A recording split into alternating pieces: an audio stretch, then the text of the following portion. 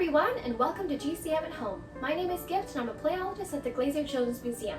Today we're going to make butter at home and learn all about the science behind it. So making butter is super simple. You'll only need a few ingredients. In fact, only one ingredient. So what we're going to need is, we're going to need a mason jar and something to filter out the butter once we make it. I used a coffee strainer with little holes slit into the coffee filter. We're also going to need some heavy whipping cream, and I like to use a clean marble to help agitate my liquid. So heavy cream is something called a mixture. It's actually a mixture of proteins, fats, and water. And what we're going to do is we're going to shake this liquid until we get all the protein and fats to glob together to make butter. So what we're going to do is I poured this about 2/3 full, and I add my clean marble. And all I gotta do is cap it off and shake it for 15 minutes. So the reason why we add a marble to the jar is to help us gauge how long we have to shake it. So right now when I shake it, you're gonna hear the marble rolling about in the jar.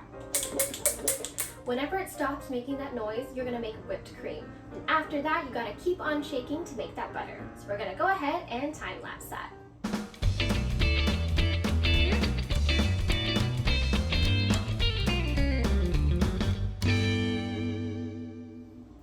Alright, so at this point, I've only shaken it for about 2 minutes and I've already made whipped cream. So we're going to go ahead and take a look at that. At this point, this is all the cream that I had, and it's no longer a liquid, but it's more getting closer to the solid. But you're going to keep shaking it until you get a ball of butter inside buttercream. So I'm going to go ahead and put the lid back on and shake it for about maybe another 2 to 5 minutes.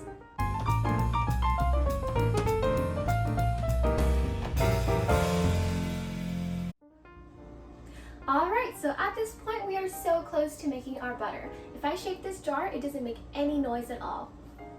So all we have to do now is strain our butter through the coffee filter, and the leftover liquid is going to be buttermilk, and the solid that you get is going to be your butter.